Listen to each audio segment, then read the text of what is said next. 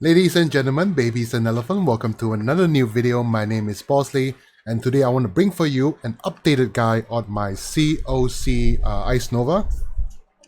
So I've been messing around with a few different builds, trying different builds, and so far it has been quite a failure.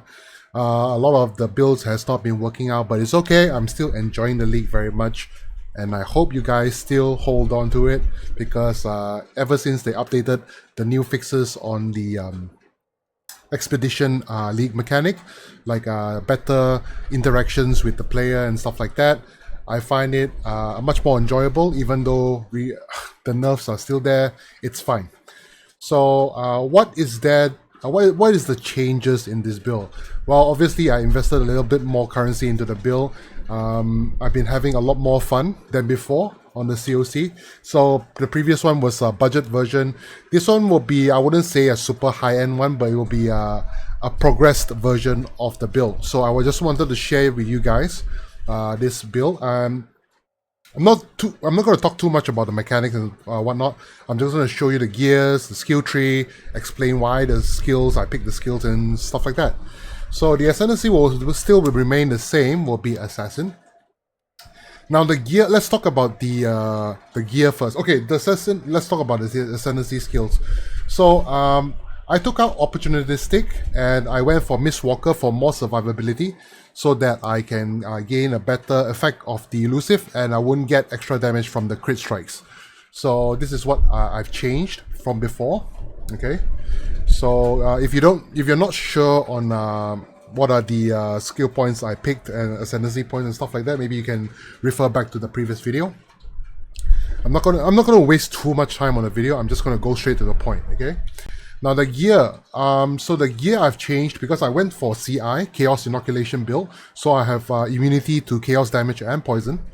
So that gives us a lot more better survivability, but of course, obviously it requires more investment in the build, but it's okay. So the Cospress Malice, now I'm using Badge of the Brotherhood. So Badge of the Brotherhood gives me a chunk of Frenzy charges as well, alongside with my power charge. So right now I can go up to 8 power charges, so it gives me potentially up to 8 Frenzy charges as well. But you need a way to gain the Frenzy charges. So if you want to get Frenzy charge on hit, on the armor, it's going to be very expensive. So I went for a cheaper way. Oh yeah, I forgot to take out my flask. Bad preparation. Bad preparation. Okay. There we go. All right. So, so if then you can focus, you can spend less currency on the armor and focus more on getting more energy shield, so you can get more energy shield on your character. So that's what I think. But this is a very rare weapon and shield, so I don't think there'll be a lot out there. I am planning to sell the gears because I'm trying to focus more on my other character. Which I will come out with a build guide soon. It's bow related, but yeah, I haven't really played a bow build. I think the last bow build I played was Toxic Rain. Before that, I used to love Tornado Shot and Ice Shot ever since when I started playing in Legion 3.7. But yeah, I'm just trying to go back to my roots. So what's so special about this weapon is the corruption is you gain a frenzy charge after spending total of 200 mana. Now, this is hard to it's hard to get 200 mana spent before this, but because of the nerf, we can take advantage of the nerf because when we all the triggered spells, there will be mana cost as well. Now, I'm sure you guys know. So the triggered mana cost contributes to this mana spent. Therefore, we can gain frenzy charge 8 charges almost every time. So this is a really cool interaction that you can use this weapon alongside with the CoC. So this is the one that I use to gain my frenzy charges. It's really been helpful, and I don't have to waste so much currency on the armor. And believe me, the weapon is not as expensive as you think. It's definitely less than 10 exalt. Okay. The shield, now this shield is interesting. So the problem we have playing channeling skills is the problem with stuns. Now I managed to find a shield which is it's a supreme spike shield. This is just a cosmetic, the shield skin. So The Supreme Spike Shield, I managed to get the one with synthesized stat that gives me Unwavering Stance. Now, what does Unwavering Stance do? So, Unwavering Stance gives us immunity to stun, but it comes with a huge cost. So, Unwavering Stance, you cannot evade enemy attacks. I'm not fully invested in evasion or evades and stuff like that, so it doesn't really matter to me. I just don't want to be stunned, because when you're stunned, you're dead, right? So this one gives me Unwavering Stance, which is huge for this build, especially as CoC. So this is a very hard mod to find. I am selling these stuff, so if you are interested in buying all these stuff, you can leave a comment down below, or you can just whisper me in game. My name is Mr. Bao, so you can just look for me and just talk to me if you want. Okay. Everything else in the shield is nothing too fancy, just spell damage, energy shield, and some resist. The helmet is the one that's going to cost the most in the build, I think. This one, I mean, you don't have to get the exact same one, but this one I crafted is the one that costs the most. So this one gives me +2 level socketed AoE gems. It's the elevated one from, unveiled one from Aisling, tier 4. And it gives me accuracy. Accuracy plays a big role in CoC. Some resist, 1 extra power charge, and nearby enemies minus cold resist.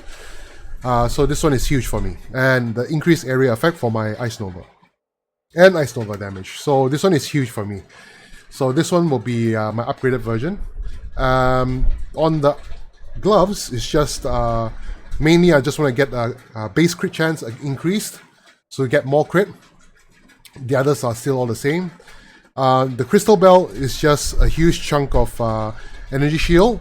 Also, make sure you get a 14% and above cooldown recovery rate if you don't have Awaken CoC.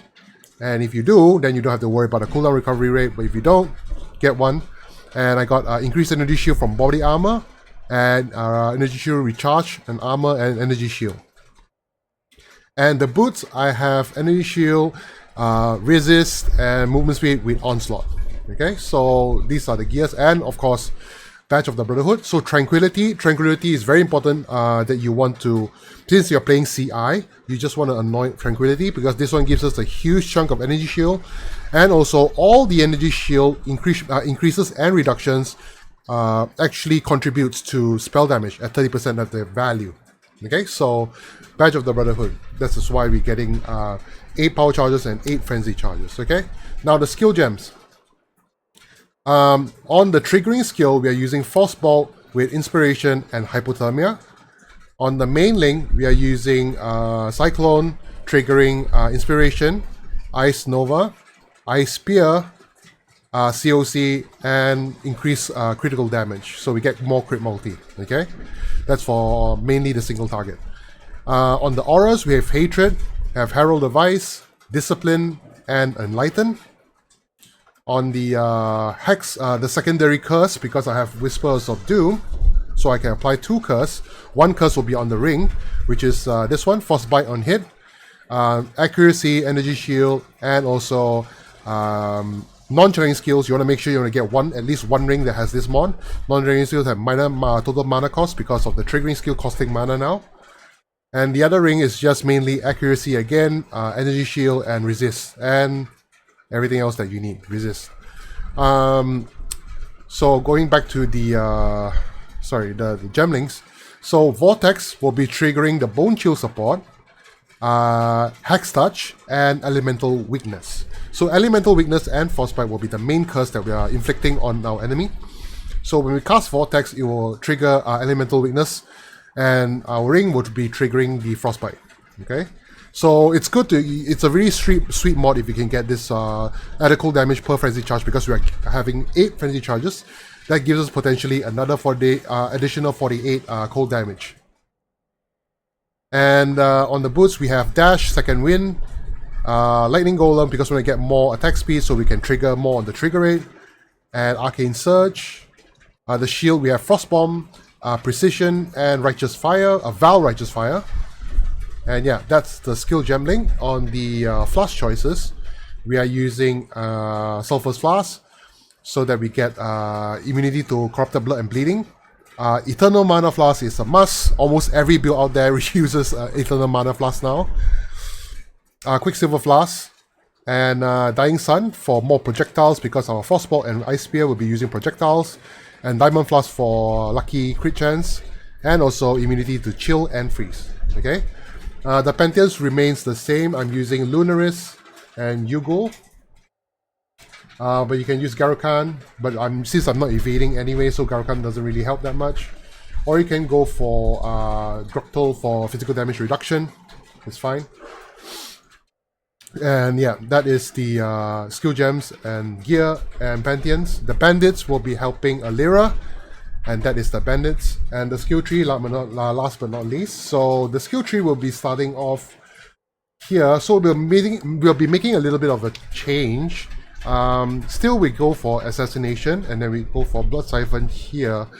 Why am I picking Blood Siphon? I don't even understand. I'm supposed to go for this one here. Okay. I guess it's because of stress, but that's dumb. I'm just gonna make a changes soon. Now I just realized that. Okay. Very bad preparation. Sorry about that. So mainly Assassination, go down here, Coordination, and then Depth Perception for accuracy. Frozen Trail here for the Frostbolt. Mind Drinker, so you recover 2% of mana on kill.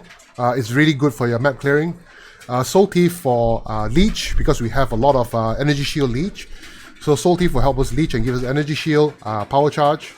And then you move up here, same thing, Throat Seeker. So we'll be using Large Cluster Jewel. We'll be using Added Cold Damage with Blanketed Snow and Widespread Destruction. So this one gives us an area effect and mainly Cold Pen. And then we are using 2 Cluster Jewels, medium, with the Non-Curse Auras, for usually being used for Aura Stackers. Mainly you want to get Replenishing at Presence and Self-Control, or you can get First Among Equals and Self-Control.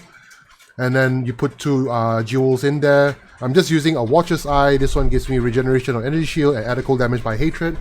This Watcher's Eye cost me like, I think 2 or 3 Exalt. It's not expensive anyway. This jewel, you can get Cold Skills, Energy Shield, and Energy Shield gain when each enemy hit. Okay, over here we're using Thread of Hope. So when you use a large Thread of Hope, you can pick up all the skill nodes over here. All these will be in my POB, so don't worry. Okay, all the skill nodes over here that's related.